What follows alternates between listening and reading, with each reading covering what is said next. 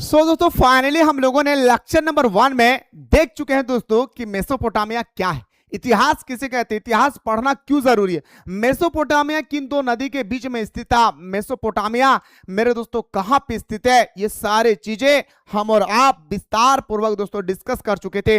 Mesopotamia की नदी की लंबाई कितनी है, और दोस्तों सॉरी मेसोपोटामिया के अंदर में जो दो दजला और फ्रात नदी थी इसकी लेंथ कितनी है, कहां पर बहती है, कहां पर गिरती है, ये सारे चीजें मेरे दोस्तों मैं आप लोगों को विस्तार पूर्वक बता चुका हूं। भौगोलिक स्थिति कैसी थी, उत्तर में क्या था, पूर्व में क्या था, पश्चिम में क्या था, ये सारे चीजें मेरे भाई मैं आप लोगों को बता चुका हूं। और हाँ, अभी जो हम लोगों का क्लास चलने वाला है दोस्तों वो होगा गजब हो गया दोस्तों, गजब हो गया, क्योंकि मैं लेकर आ गया हूं क्लास 11 का फाउंडेशन क्लासेस। और इस क्लास के अंदर में दोस्तों आप लोगों को अलग अलग टीचर्स अलग अलग टाइम पे दोस्तों एवरीडे ऑनलाइन क्लासेस कवर करवाएंगे। और इस क्लास में आप लोगों को दोस्तों सबसे पहले चैप्टर का एक्सप्लेनेशन होगा, इसके बाद आप लोगों को ऑब्जेक्टिव क्लासेस प्रोवाइड किए जाएंगे, देन आप लोगों को दोस्तों सब्जेक्टिव बताए जाएंगे। जैसे आप सभी को अच्छी तरह से पता है कि इस साल का हमारा एग्जाम है दोस्तों objective and subjective board exam की तरह आपका एग्जाम होगा क्लास 11 में। और मेरे भाई आप लोगों को यह भी मैं बताना चाहूंगा कि इस कोर्स के अंदर में आप लोगों को सारा एग्जाम से रिलेटेड सिलेक्टेड क्वेश्चन आप लोगों को प्रोवाइड किए जा रहे हैं। तो लेट ना करें मेरे भाई, जाएं जल्दी से प्ले स्टोर से मिसाइल क्लासेस के एप्लीकेशन को डाउनलोड करें, और डाउनलोड करने के बाद दोस्तों फाउंडेशन कोर्स को ज्वाइन करके हमारे साथ सुबह शाम हमारे ऑनलाइन क्लास में जुड़ के आप अपनी तैयारी को मजबूत कर सकते हैं। और हाँ, यहां तक ही नहीं बल्कि दोस्तों यहां पे आप लोगों को वीकली टेस्ट होता है, जिस टेस्ट के माध्यम से आप अपनी तैयारी को जज कर सकते हैं कि आखिरकार हमारे कितने तैयारी हुई है। तो चलिए मेरे भाई मुलाकात करते हैं क्लास में। होगा हमारा क्या, मेसोपोटामिया सभ्यता के जानकारी का स्रोत। आखिर हमें और आपको यह डिस्कस करना होगा कि आखिर मेसोपोटामिया सभ्यता, इतनी बड़ी सभ्यता का खोज कैसा हुआ। मेरे लाडला, जब आप क्लास 12 में चलोगे ना तो वहां पे आपको पढ़ना होगा क्या, अरे हड़प्पा सभ्यता के बारे में। और उस समय मैं आपको बताऊंगा कि आखिर हड़प्पा सभ्यता की खोज कैसे हुई, हड़प्पा सभ्यता इतनी बड़ी सभ्यता का पतन कैसे हो गया। ये भी इसी प्रकार मेरे दोस्तों डिस्कस करना है यहाँ पे कि मेसोपोटामिया सभ्यता, आखिर मेसोपोटामिया सभ्यता की जानकारी कैसे मिला। तो सबसे पहले मेरे भाई मैंने आप लोगों को बताऊंगा, सबसे पहला हमारा जो जानकारी का स्रोत है वो हमारा पुरातात्विक स्रोत है। सर क्या बोलेंगे सर, मेसोपोटामिया सभ्यता का सबसे अगर हम लोग बात करें दोस्तों बेहतरीन चीज खोज करने का वो है पुरातात्विक खोज। क्या होता है दोस्तों पुरातात्विक खोज, आप देखिए मेरे भाई पुरातात्विक खोज क्या है कि खुदाई स्थल से मिली कलाकृतियां, आप देख सकते हैं दोस्तों हमारे पिक्चर पे कि कलाकृतियां कैसी होती है। इमारतें जब हमने हड़प्पा और आपका क्या भाई मेसोपोटामिया सभ्यता की जब हम लोगों ने खोज किया, जब मैंने मेसोपोटामिया सभ्यता की खुदाई करना शुरू किया, खुदाई करने के दौरान हमें मिला दोस्तों क्या, हमें मिला कलाकृतियां, हमें मिला इमारतें जैसे भौतिक अवशेष जो दैनिक जीवन की जानकारी देती है। और दोस्तों जब हम लोग खुदाई करना शुरू किए हमारा मेसोपोटामिया सभ्यता का, तो विभिन्न प्रकार के दोस्तों अवशेष मिले, जिससे हमें पता चलता है यहाँ पे कोई जीवन यापन था, यहाँ पे कोई बस्तियां थी, यहाँ के रहन सहन कैसा था, खान पान कैसे थे, क्या यहाँ के लोग खेती करते थे, क्या यहाँ के लोग व्यापार क्या करते थे, ये सारे चीजों की जानकारी हमें और आपको मिला है। और इसे हमें और आपको एक एक पॉइंट करके बेहतरीन तरीके से क्या डिस्कस करना है मेरे भाई। दूसरा मेरे भाई मैंने आपको बताया था क्या, किलाकार लिपि, किलकार लिपि मेरे भाई क्या है, तो यह मिट्टी की पट्टिका जो शासन, अर्थव्यवस्था, धर्म और संस्कृति के बारे में विस्तृत जानकारी प्रदान करता है। जब आप मेसोपोटामिया का मेरे भाई किलकार पट्टिका उठाएंगे, जब आप मेसोपोटामिया की किलकार पट्टी को उठाएंगे तो आपको वहां पे पता चलेगा कि मेसोपोटामिया के अंदर में जो हमारा किलकार पट्टी है, इस पट्टी में हमें यह पढ़ने को मौका मिलेगा कि दोस्तों मेसोपोटामिया सभ्यता के लोगों का धर्म कैसी थी, लोगों मेसोपोटामिया सभ्यता के लोगों का अर्थव्यवस्था कैसी थी, मेसोपोटामिया सभ्यता के लोगों का शासन व्यवस्था कैसी थी, और यहाँ के लोगों की सांस्कृतिक कल्चरल कैसा था। ये सारी चीजें हमें और आपको एक एक करके डिस्कस करना है। जब आप पल्ले किला पट्टिका उठाएंगे, जब आपको दोस्तों किलकार पट्टी उठाएंगे तो ये सारी चीजें आपको जानकारी मिलेंगे कि आखिर कैसे ये लोग धर्म के बारे में पढ़ते थे, कैसे ये लोग शासन व्यवस्था चलाते थे, कैसे ये लोग अर्थव्यवस्था चलाते थे, और हाँ यहां तक ही नहीं बल्कि कैसे ये लोग सांस्कृतिक व्यवस्था मतलब कल्चरल कैसे थे, इन लोगों का रहन सहन कैसा था, खान पान कैसी थी, मेसोपोटामिया सभ्यता की चीजों का ये संपूर्ण जानकारी आपको मिलेंगे। कहां पे मिलेगा, किलकार पट्टी में। कहां पे रसगुल्ला, किलकार पट्टी में। आइए बात करते हैं दोस्तों ऐतिहासिक ग्रंथ। मेरे भाई ऐतिहासिक ग्रंथ, ग्रंथ किसे कहते हैं थोड़ा सा मैं आपको बताना चाहूंगा। जैसे दोस्तों हमारा महाकाव्य, जैसे कुरान हो गया, बाइबिल हो गया, गीता हो गया, महाभारत हो गई, रामायण हो गया, ये सारा चीजें क्या है तो बताएंगे ये सारी चीजें हमारा महाकाव्य है। क्या है सर? महाकाव्य है। जब आप महाकाव्य को पढ़ेंगे तो आपको पता चलेगा कि प्राचीन काल में कैसे लोग जीवन यापन गुजारते थे, प्राचीन काल के लोगों का रहन सहन कैसा था, क्या प्राचीन काल के लोग मेरे भोजन करते थे या सिर्फ और सिर्फ जंगलों पर निर्भर रहते थे, मेसोपोटामिया सभ्यता के लोगों का रहन सहन कैसा था। इस प्रकार जानने के लिए सबसे पहले आपको ग्रंथ स्टडी करना होगा। आइए दोस्तों हमें और आपको देखना है वो कौन कौन सा ग्रंथ है। सबसे पहले देखिए दोस्तों भाषा में लिखे गए विभिन्न प्राचीन ग्रंथ, ऐतिहासिक आख्यान, शाही शिलालेख। और शिलालेख क्या मेरे भाई? सबसे पहले हमें और आपको जानना है शिलालेख क्या है। दोस्तों पहले जमाने के लोगों के पास कागज नहीं था, पहले जमाने के लोगों के पास पेन नहीं था, तो लोग क्या करते थे मेरे भाई? उनके पास बड़ा बड़ा चट्टान होते थे, वो इस चट्टान पे क्या करते थे मेरे भाई? उस चट्टान पे जाकर के वो लिखते थे। क्या पता है? वो लिखते थे जो उनको अच्छा लगता था दोस्तों, वो लिखते थे अपने गांव के बारे में, शहर के बारे में। और दोस्तों उसमें पत्थरों को काट के पत्थरों पर लिखते थे, इसे शिलालेख बोलते हैं। याद रखें महाकाव्य, साहित्य और धार्मिक ग्रंथ जैसे गिलगामेश। कॉपी में मैंने आप लोगों को शायद लिखवाया था मेरे भाई कि गिलगामेश महाकाव्य का संबंध किससे है, तो बताएंगे सर गिलगामेश महाकाव्य का संबंध मेसोपोटामिया, मेसोपोटामिया, कॉपी में लिख लीजिए पोटामिया। याद रखिए भाई, क्या बोलेंगे सर? गिलगामेश महाकाव्य के संबंध किससे है तो बोलेंगे सर मेसोपोटामिया। क्या बोलेंगे सर? गिलगामेश महाकाव्य का संबंध किससे है तो बताएंगे सर मेसोपोटामिया से। Okay very good. चलिए सर याद रखिएगा कला और वास्तुकला की बात करते हैं तो दोस्तों मेसोपोटामिया में मूर्तिकला, नक्शा, नक्काशी, स्मारक। स्मारक किसे बोलते हैं? जैसे मैं आपको बताना चाहूंगा कुछ ऐसे अजूबा जो दोस्तों आज भी जिंदा है, जैसे Lal Qila, India gate, gate of India, Taj Mahal, स्मारक है भाई, है ना। संरचना, सामाजिक संरचना का पता चलता है, मूर्ति, नक्शा। जब ये सब आप डिस्कस करेंगे तो आपको पता चलेगा कि मेसोपोटामिया के अंदर में स्मारक कैसे थे, मेसोपोटामिया के अंदर में लोगों का नक्शा कैसा था, मेसोपोटामिया के लोग क्या मूर्ति की पूजा करते थे। ये सारी चीजें आपको जानकारी देखने को मिलेंगे कहाँ पे? वास्तुकला में। ठीक है। प्राचीन समय के आभूषण, कब्र, औजार, मुद्रा, मंदिर जैसे स्रोतों से भी जानकारी प्राप्त होती है। अगर आपको मेसोपोटामिया, में शॉर्टकट में लिख रहा हूं मेसोपोटामिया, याद रखो दोस्तों अगर मेसोपोटामिया के बारे में अगर आप जानकारी प्राप्त करना चाहेंगे तो आपको पता चलेगा मेरे भाई कि प्राचीन समय के आभूषण। आभूषण क्या भाई? तो बोलेंगे सर जैसे हम लोग, नहीं भाई, चूड़ी मजा न देगी, कंगन मजा न ले, तेरे बगैर ये साजन। नहीं पहनते भाई। जो लड़कियां लोग कंगन पहनती है क्या है? आभूषण। जैसे हार पहनती है क्या है भाई? आभूषण। कानफूल पहनती है क्या भाई?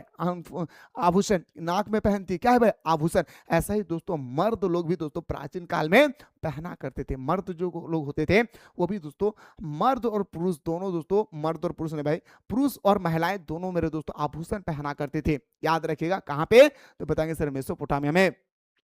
मेसोपोटामिया में दोस्तों कब्र कैसी थी, औजार कैसे था, मंदिर, मुद्रा, मंदिर हो गया, मुद्रा हो गया, जैसे स्रोत भी जानकारी प्राप्त होती है कहां से? मेसोपोटामिया में। जब इन सारी चीजों को पता चलता है तो हमें लगता है दोस्तों ये मेसोपोटामिया सभ्यता एक हमारा विकसित सभ्यता है। मेसोपोटामिया सभ्यता क्या भाई? तो बोलेंगे सर हमारा एक विकसित सभ्यता। यस या नो भाई? आप कहेंगे सर बिल्कुल हाँ। अब आते हैं दोस्तों थोड़ा सा, अब हम लोग आते हैं दोस्तों इंपॉर्टेंट पॉइंट पे। आप यहां से गौर से देखिएगा, धान रोपाई का मौसम है, अभी हम लोग धान की खेती में जाके धान रोपेंगे। तैयार है ना धान रोपने के लिए? आइए भाई। तो मेसोपोटामिया में जीवन यापन कैसे गुजारते थे? मेसोपोटामिया के जो लोग होते थे वो जीवन यापन कैसे गुजारते थे? याद रखिएगा मेसोपोटामिया सभ्यता के लोग जो है वो जीवन यापन कैसे गुजारते थे। ठीक है भाई। तो बताएंगे सर मेसोपोटामिया के लोगों का जीवन यापन जो था वो पहला आपको देखना होगा। थोड़ा सा मेरे दोस्तों मैं चाहता हूं, थोड़ा सा, ज्यादा नहीं मेरे भाई, थोड़ा सा आप फार्मिंग का स्ट्रक्चर देखिए। फार्मिंग का आप थोड़ा सा क्या करें रसगुल्ला, फार्मिंग का स्ट्रक्चर देखिए आखिर कैसे फार्मिंग होता था। थोड़ा सा देखिए कितना सुंदर हमारा फार्म हाउस, ओहो कैसे हमारा कैनॉन, ओहो गॉड फार्म, ओहो ये तो हमारा मिलन बिंदु है, ये तो हमारा लाल पीला, बी से बॉय और जी से गर्ल। मेरे दोस्तों इतने सुंदर लड़कियां लड़के रहते थे कि वो लड़का खुद कहते थे, लड़की की माँ खुद कहते थे जाओ मेरा बेटी से खेलो, और आज ऐसा खेल खेल रहा रे मेरे भाई, क्या ही मैं बताऊं। प्लॉगिंग देखो मेरे भाई कैसे धान रोपते थे, रिवर देखो कैसे नदियां थी, है ना भाई, कैसे दोस्तों वो लोग हमारा नदी से पानी को दोस्तों खेतों के माध्यम से खेतों में दोस्तों लाते थे, कैसे गाय से दूध निकालते थे, ये सारी व्यवस्थाएं हमारा मेसोपोटामिया सभ्यता में देखने को मिला था। क्लियर? डाउट नखे न रे भाई? उम्मीद करबो रे दादा तोहनी हमर बतवा बुझल पा रही। आई दादा हमार तू मिलके एक एक पॉइंट के डिस्कस करबे रे भाई, आखिर की कहल गले हमनी के मेसोपोटामिया सभ्यता में। ठीक हो दादा? देखो दादा पहला पॉइंट कह गलो तोहनी से कृषि व्यवस्था, कैसा कृषि व्यवस्था थी हमारे मेसोपोटामिया में। तो मेसोपोटामिया के दक्षिण भाग की भूमि बहुत उपजाऊ थी। अब मेरे भाई मैं आपको मेसोपोटामिया के दक्षिणी भूमि अगर मैं दिखाना चाहूंगा, थोड़ा सा मेरे भाई आप लोग थोड़ा सा हमारा इस पिक्चर को देखिए, थोड़ा सा ये पिक्चर को थोड़ा सा मेरे भाई आप लोग देख लीजिए, ये हमारा पूरा का पूरा मेसोपोटामिया भाई, है ना भाई, ये पूरा का पूरा मेरे भाई क्या भाई मेसोपोटामिया है। जो मेसोपोटामिया की जो भूमि थी ना भाई, खास तौर पर जो हमारा दक्षिण भूमि था, ये इलाके का जो भूमि था, ये इलाके का भूमि जो था ना भाई काफी उपजाऊ थी। क्या बोलेंगे सर? काफी उपजाऊ थी। ये भूमि जो था ना भाई, यहाँ पे फसलों का उत्पादन भरमार तरीके से होता था। क्या बोलेंगे सर? भरमार तरीके से होता था भाई। ठीक है, ध्यान रखेंगे। यहाँ फरात नदी रेगिस्तान में प्रवेश करने के बाद कई धाराएं में बटकर बहती थी। पता है जब दोस्तों हमारा फरात नदी, क्योंकि दोस्तों मेसोपोटामिया दो नदी के बीच में स्थित है, दजला और फरात, तो फरात नदी जैसे रेगिस्तानी इलाके में, याद रखिए दोस्तों, रेगिस्तानी इलाके में प्रवेश करते थे ना, याद रखिए जैसे वो हमारा फरात नदी रेगिस्तानी इलाके में प्रवेश करते थे, जैसे ये मान के चलिए रेगिस्तानी इलाका है, ठीक है। अब जैसे दोस्तों हमारा फरात नदी रेगिस्तानी इलाके में प्रवेश करते थे ना, प्रवेश करने के बाद दोस्तों वो अपना धारा जो है ना विभिन्न प्रकार का बना लेते थे। वो अपना धारा जो है दोस्तों वो विभिन्न प्रकार का बना लेते थे। ये हमारा फरात नदी की खास बात थी। इन धाराओं में बाढ़ आ जाने के कारण यहाँ धाराएं सिंचाई की नहरों का काम करती थी, और इस धारा में दोस्तों जब कभी कभी बाढ़ आ जाती थी ना भाई, ये धारा में कभी कभी बाढ़ आ जाती थी ना भाई, इस धारा में कभी कभी बाढ़ आ जाती थी ना, तो बाढ़ आ जाने के बाद दोस्तों इस सब इलाके में मेरे दोस्तों सिंचाई व्यवस्था बहुत मजबूत हो जाती थी। बोलता है ना भाई, जहां सुख है वहीं दुख है, जहां लाभ है वहीं हानि है। बाढ़ आया, हानि हुआ, लेकिन पानी स्टॉक रह गया, अगले सिंचाई के लिए हमें काम आएगा। समझ गए? तो मेरे भाई बाढ़ आ जाती थी, ठीक है, समझ गए, ठीक है। तो इन धाराओं में बाढ़ आ जाने के कारण यह धाराएं सिंचाई की नहर का काम करती थी। ठीक है, चलिए सर अगला पॉइंट में बढ़ते हैं दोस्तों। अगला जो हमारा पॉइंट कहा गया, क्या अगला पॉइंट पे आप लोग नजर दौड़ाए भाई। अगला पॉइंट क्या कहता है भाई कि जरूरत पड़ने पर गेहूं, जौ, मटर, मसूर के खेतों में सिंचाई की जाती थी। और दोस्तों मेसोपोटामिया सभ्यता के जो लोगों की मुख्य व्यवसाय थी, व्यवसाय नहीं भाई, उत्पादन जो करते थे वो था आपका गेहूं और जौ और मटर। तीन पौधा को दोस्तों ये लोग जम के उगाया करते थे। किस पौधा? तीन पौधा को दोस्तों ये लोग जम के उगाया करते थे। मसूर हो गया दोस्तों, इन सारे पौधे को ये विभिन्न प्रकार को उगाया करते थे। ठीक है, समझ गए? Very good sir. चलिए आगे बढ़े, चलिए मेरे भाई आगे देखते हैं। पशुपालन देखो दादा, ना पढ़ भी ना तोहनी के बाप मैया तोहनी के 4-5 गो भैंस खरीद देतो रे बाबुआ।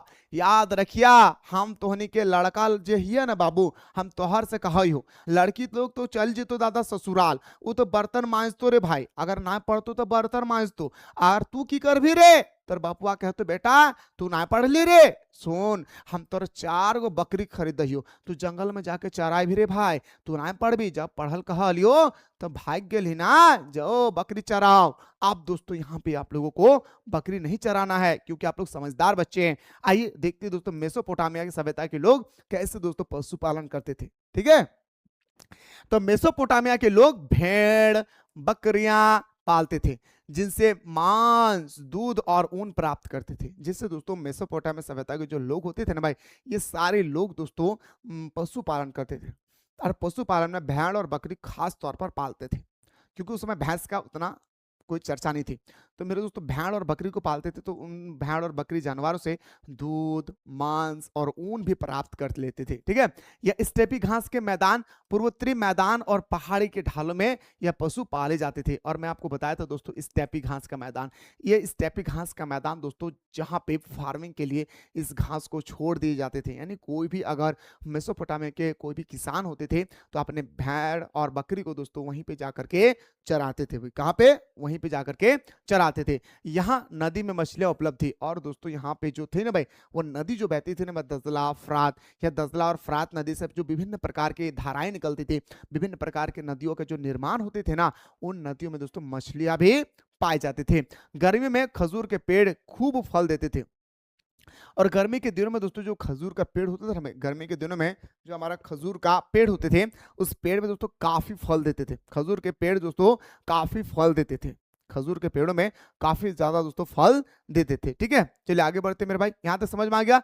अब बात करते दोस्तों, गजब हो गया दोस्तों, गजब हो गया, क्योंकि मैं लेकर आ गया हूं क्लास 11 का फाउंडेशन क्लासेस। और इस क्लास के अंदर में दोस्तों आप लोगों को अलग अलग टीचर्स अलग अलग टाइम पे दोस्तों एवरीडे ऑनलाइन क्लासेस कवर करवाएंगे। और इस क्लास में आप लोगों को दोस्तों सबसे पहले चैप्टर का एक्सप्लेनेशन होगा, इसके बाद आप लोगों को ऑब्जेक्टिव क्लासेस प्रोवाइड किए जाएंगे, देन आप लोगों को दोस्तों सब्जेक्टिव बताए जाएंगे। जैसे आप सभी को अच्छी तरह से पता है कि इस साल का हमारा एग्जाम है दोस्तों objective and subjective board exam की तरह आपका एग्जाम होगा क्लास 11 में। और मेरे भाई आप लोगों को यह भी मैं बताना चाहूंगा कि इस कोर्स के अंदर में आप लोगों को सारा एग्जाम से रिलेटेड सिलेक्टेड क्वेश्चन आप लोगों को प्रोवाइड किए जा रहे हैं। तो लेट ना करें मेरे भाई, जाएं जल्दी से प्ले स्टोर से मिसाइल क्लासेस के एप्लीकेशन को डाउनलोड करें, और डाउनलोड करने के बाद दोस्तों फाउंडेशन कोर्स को ज्वाइन करके हमारे साथ सुबह शाम हमारे ऑनलाइन क्लास में जुड़ के आप अपनी तैयारी को मजबूत कर सकते हैं। और हाँ,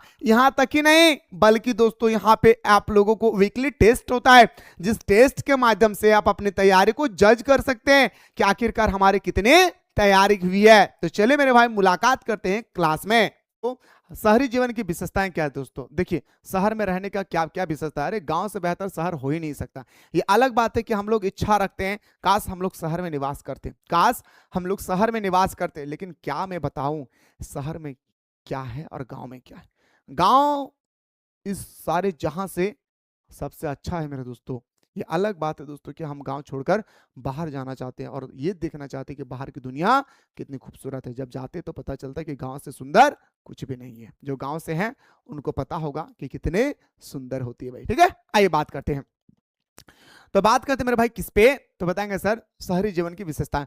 शहरों में बड़ी संख्या में लोग रहते थे, शहरों में बड़ी संख्या में लोग रहते थे। जब किसी अर्थव्यवस्था में खाद्य उत्पादन के अलावा अन्य आर्थिक गतिविधि विकसित होने लगती है, तब किसी एक स्थान पर जनसंख्या बढ़ाने लग जाती है।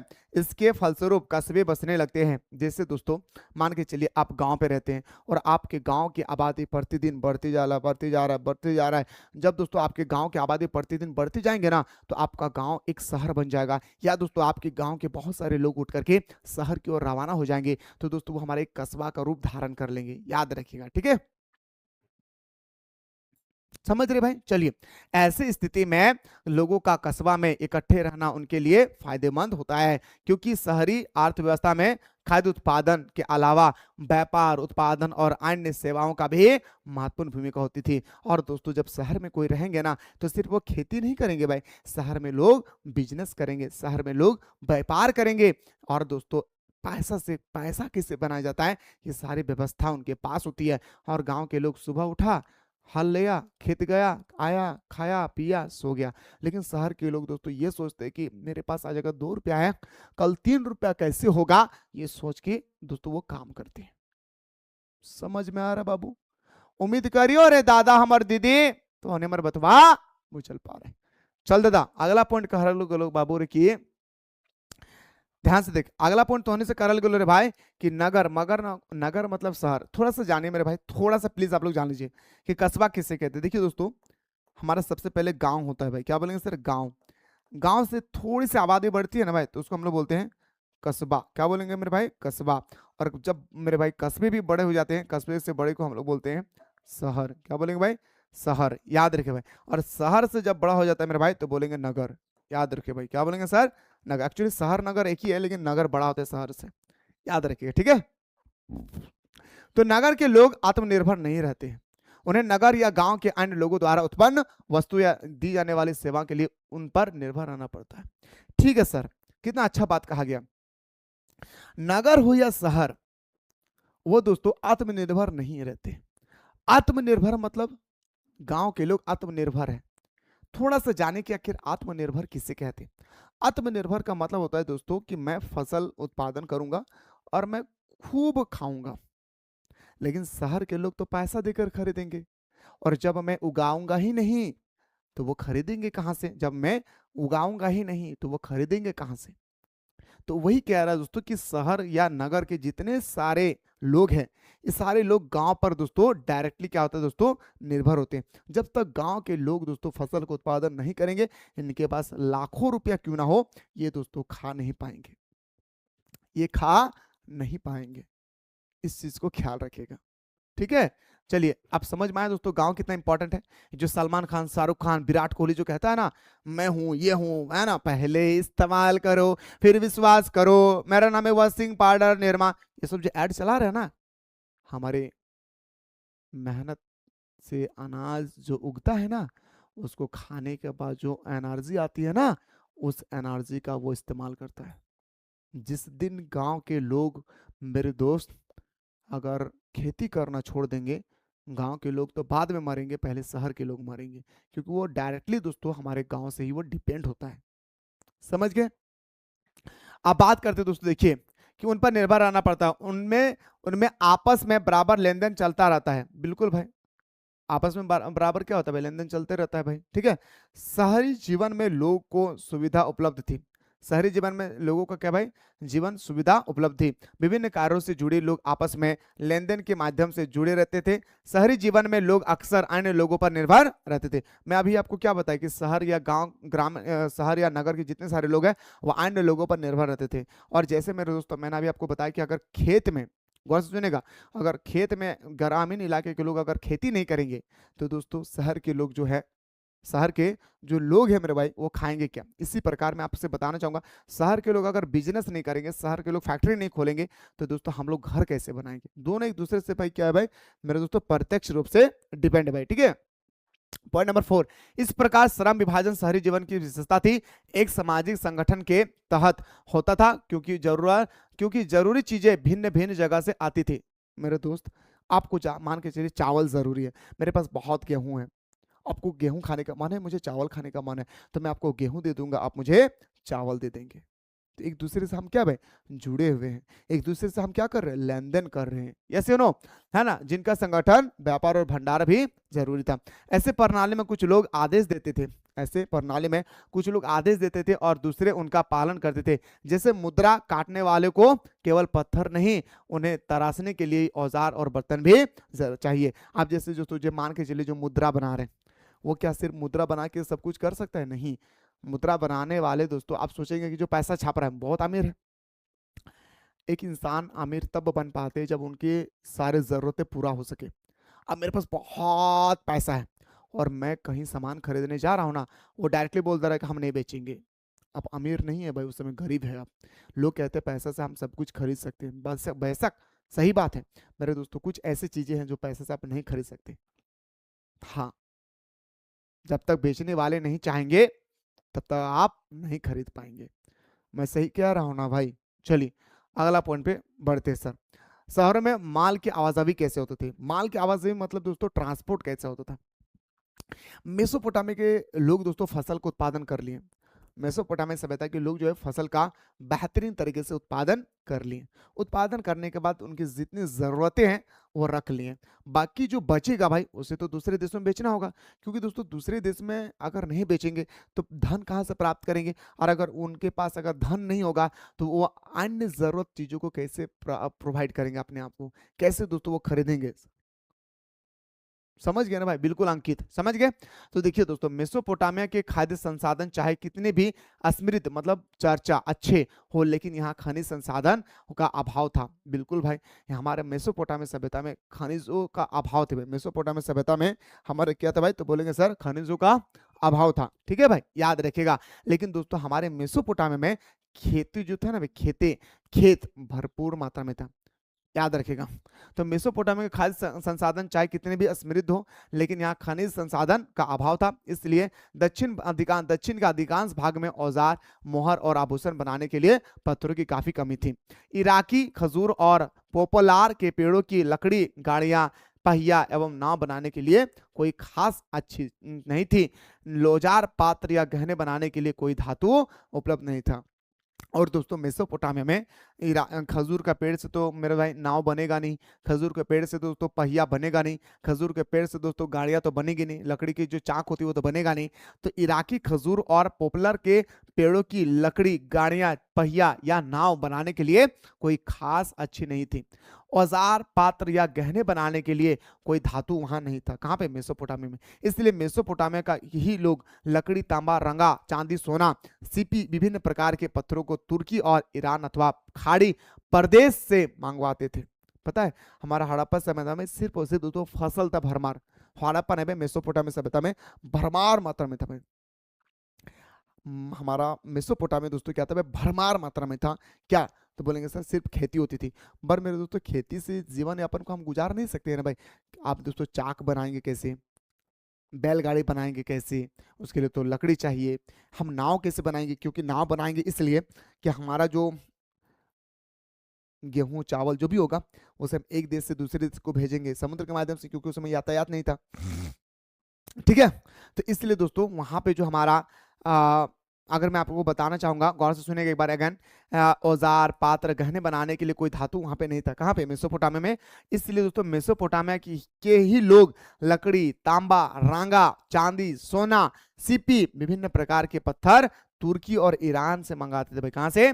तुर्की और ईरान से, अथवा खाड़ी प्रदेश से मंगा देते। खाड़ी मतलब सऊदी अरब हो गया, या दोस्तों आप बोल सकते हैं कुवैत हो गया, इराक हो गई, ईरान हो गया, है ना भाई। इसके बाद आपका तुर्की हो गया। इन सब देशों से वो मंगाते थे अपने जरूरत के चीजें, और इन सब देशों को दोस्तों अपने देश में जो फसल का उत्पादन होती थी मेसोपोटामिया में उसे देते थे। मतलब दोनों क्या भाई एक दूसरे से जुड़े होते हैं। ठीक है, आगे देखिए दोस्तों, जिसके लिए वे अपना कपड़ा और कृषि के उत्पादन काफी मात्रा में उन्हें निर्यात करते थे। क्योंकि दोस्तों हमारे यहाँ पे कपास होती थी, मेसोपोटामिया में कपास की खेती होती थी, और कपास की खेती के दौरान दोस्तों जो कपास का उत्पादन होता था वो विभिन्न देशों में आयात करते थे, और फिर दोस्तों उसके बदले में वो निर्यात करते थे, और उसके बदले में वहां से कुछ और सामान मंगाते थे जो हमारे साम्राज्य, हमारा इलाका चल सके, हमारा सभ्यता चल सके। बुझल पा रही रे बतवा? तो घुमाई गेली की रे बहन? ऐसा नहीं करिए दादा, तूने जाग के पढ़िया रे भाई। बोलेंगे ना सर कि आंखों में नींद बहुत है पर सोना नहीं है। अरे यही समय है कुछ करने का, इसे खोना नहीं है। ये समय जिंदगी में दोबारा लौट कर नहीं आएगा।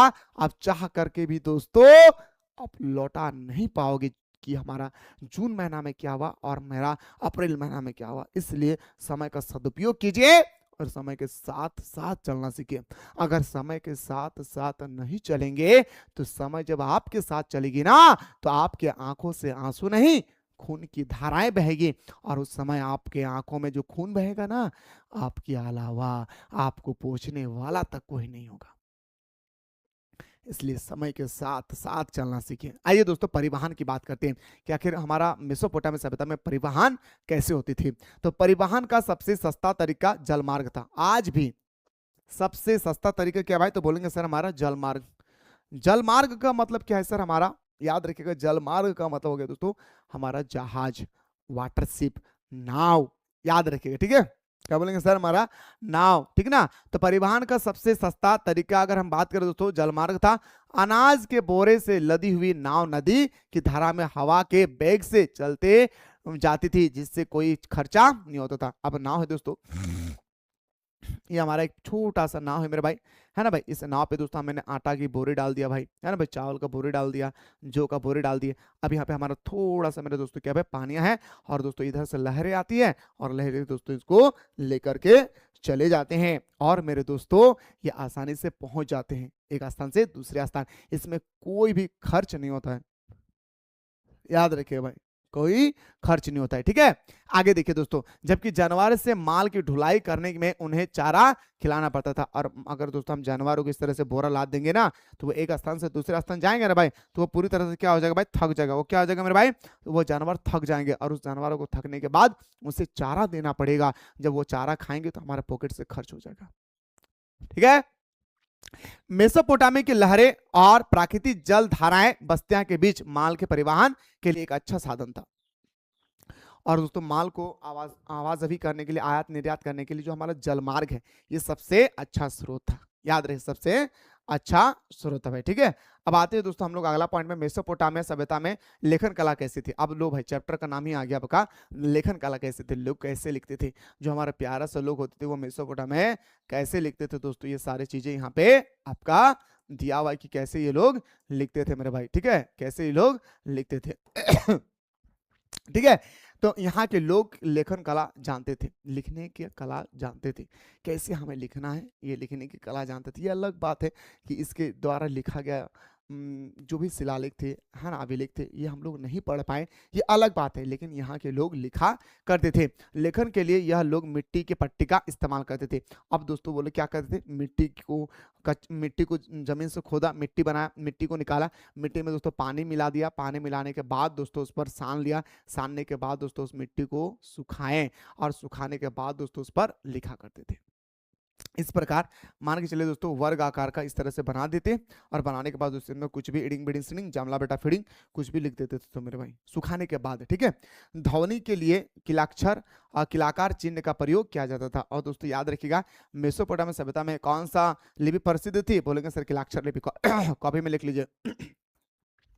मेसोपोटामिया में कौन सा लिपि, याद रखिए दोस्तों, लिपि की बात करें, लिपि कौन सा लिपि प्रसिद्ध है भाई, तो बोलेंगे सर हमारा किलाक्षर लिपि। याद रखिएगा, मेसोपोटामिया सभ्यता में कौन सी लिपि प्रसिद्ध था भाई, तो बोलेंगे सर हमारा किलाक्षर लिपि। क्या बोलेंगे सर, हमारा मेसोपोटामिया जो सभ्यता लिपि थी भाई वो था हमारा कौन सा, तो बोलेंगे सर हम और आप किलाक्षर लिपि। बताइए दादा, उम्मीद करियो दादा कॉपी में लिख ले ली तो नहीं, ना लिखी तो बड़ी पछतावी रे दादा, सच कहो तो हर छोटा भाई तोहर से कहो, ना लिखी तो बड़ी पछतावी। मैंने क्या कहा भाई कि मेसोपोटामिया सभ्यता में कौन सी लिपि प्रसिद्ध था, बोलेंगे सर किलाक्षर लिपि। याद रखिएगा, ठीक है, किलाक्षर लिपि। आगे बढ़ते हैं। अलग अलग ध्वनि के लिए अलग अलग चिन्ह होते थे भाई। लेखन का इस्तेमाल हिसाब किताब रखने के लिए, शब्दकोश मतलब डिक्शनरी बनाने के लिए, भूमि की हस्तांतरण, भूमि का हस्तांतरण मतलब भूमि को ट्रांसफर, एक जगह से दूसरी जगह, मेरा भूमि है आपको दूंगा तो कुछ लिखित तो प्रमाण होना चाहिए ना भाई। आज हम किसी से जमीन खरीदते हैं तो उसका लिखित प्रमाण होती है या नहीं, अगर हमारे पास कोई लिखित प्रमाण नहीं होगा तो फिर हम उसको कैसे दोस्तों करे विक्रय करेंगे, है ना, समझ गए। तो इसका दोस्तों जो हमारा भूमि का हस्तांतरण होता था, भुगतान हस्तांतरण होता था, उसको कानूनी जो मान्यता प्रदान करते थे उसको भी दोस्तों लिख कर रखना पड़ता था। राजाओं के कार्यों का वर्णन करने के लिए भी इस्तेमाल किया जाता था, मिट्टी की जो पट्टिकाएं होती थी इसका इस्तेमाल करते थे। मेसोपोटामिया के लिपि को सैकड़ों चिन्ह सीखने पड़ते थे, और उसे गीली पट्टी पर उसके सुखाने से पहले ही लिखना पड़ता था। लो भाई मैंने गलत बोल दिया, ये मेरे भाई ये आपका गीली सा पट्टी है, इसको सुखाने से पहले दोस्तों लिखना पड़ता था, मैं गलत बोल दिया, माफ कीजिएगा भाई, सुखाने से पहले मेरे दोस्तों उनको लिखना पड़ता था, समझ गए। लेखन कार्य के लिए बड़ी कुशलता की आवश्यकता होती थी। लेखन कार्य के लिए क्या होता भाई, बड़ी कुशलता के लिए, लेखन कार्य के लिए बड़ी कुशलता के लिए आवश्यकता होती थी। लिखने के लिए, लिखने की जो प्रथा है ना दोस्तों, ये हमें मेसोपोटामिया सभ्यता से ही देखने को मिला है। समझ में आवो बाबू, सच कहिए। चलिए भाई अगला पॉइंट बढ़ते हैं दोस्तों, साक्षरता, मतलब दोस्तों याद रखिएगा पढ़ा लिखा, पढ़ा लिखा, याद रखिए भाई, क्या बोलेंगे सर इसको हम लोग, पढ़ा लिखा। याद रखिए भाई, क्या बोलेंगे सर हम लोग, पढ़ा लिखा, ठीक है। मतलब बोल रहा है कि मेसोपोटामिया सभ्यता के लोग पढ़े लिखे थे या नहीं, बहुत इंपॉर्टेंट कि मेसोपोटामिया सभ्यता के जो लोग थे वो पढ़े लिखे थे या नहीं। तो आइए बात करते हैं, मेसोपोटामिया के बहुत कम लोग पढ़े लिखे थे। उस जमाने में लोग थे ना भाई, वो ना के बराबर पढ़े लिखे थे। मेसोपोटामिया सभ्यता के जो लोग होते थे वो ना के बराबर पढ़े लिखे होते थे। ना केवल प्रतीक या चिन्हों की संख्या सैकड़ों में थी, बल्कि ये कहीं अधिक पेचीदा था। जो हमारा मेसोपोटामिया सभ्यता की जो एक तरह का बात करो प्रतीक, एक तरह का बात करो चिन्ह, एक तरह का बात करो, मान के चलो कोई किताब XYZ कोई किताब है, उस किताब को पढ़ने के लिए ना बहुत पेचीदा होता था। आज हम आसानी से पढ़ लेते हैं क्योंकि हमने बचपना में क फॉर कबूतर, ख फॉर खरगोश, ग फॉर गमला, घ से घगरा बोलते हैं ना भाई। ऐसे दोस्तों इनको पढ़ने के लिए सीखना पड़ता था, जो बचपन में लोग नहीं सीखते थे वो नहीं पढ़ पाते थे। अगर राजा स्वयं पढ़ सकता था, कोई अगर दोस्तों हमारे मेसोपोटामिया सभ्यता बहुत बड़ी सभ्यता थी, छोटा मोटा तो नहीं था ना, बहुत बड़ी सभ्यता थी, तो मेरे दोस्तों अगर वहां के कोई राजा अगर दोस्तों स्वयं पढ़ सकता था तो वह यह चाहता था कि प्रस्तीपूर्ण अभिलेखों में उन तथ्यों का उल्लेख आवश्यक किया जाए।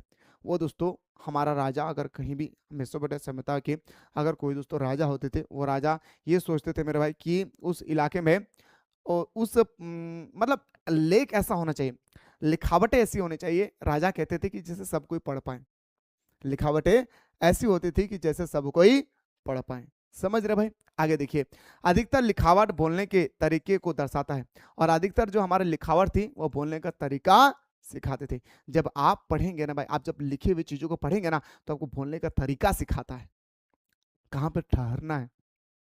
जैसे जैसे देखो, रुको, रुको मत जाओ। आप दोस्तों, मैं आपको बोलूंगा कि इसको पढ़ो, दोनों पढ़ो मेरे भाई। रुको, पढ़ो पढ़ो, इसको पढ़ो। रुको मत जाओ। पढ़ो मेरे भाई, कैसा लग रहा है? दोनों को पढ़ो भाई, कैसा फील हो रहा है बताइए। मैंने आपको एक ही सेंटेंस दिया हूं, मैं जो है आपको एक ही सेंटेंस दिया हूं, दो तो सेंटेंस नहीं है सर यहाँ पे। क्या मैंने कहा? रुको मत जाओ, मतलब बोले रुको मत जाओ। अब एक ही सेंटेंस है भाई, एक ही, एक बार इसमें रुको मत जाओ। तो लिखावट जो होती थी ना भाई, याद रखिएगा, जो हमारा लिखावट होती थी, इस लिखावट से बोलने का तरीका भी होता था। दोनों को पढ़ो, जैसे एक जैसा दिख रहा है ना भाई, रुको मत, ये बोल रहे कि इसको पढ़ रहे हैं तो पता चलता है रुको मत जाओ, ये बोल रहे रुको मत जाओ, जबकि सेंटेंस एक ही है, सिर्फ कोमा का डिफरेंट है।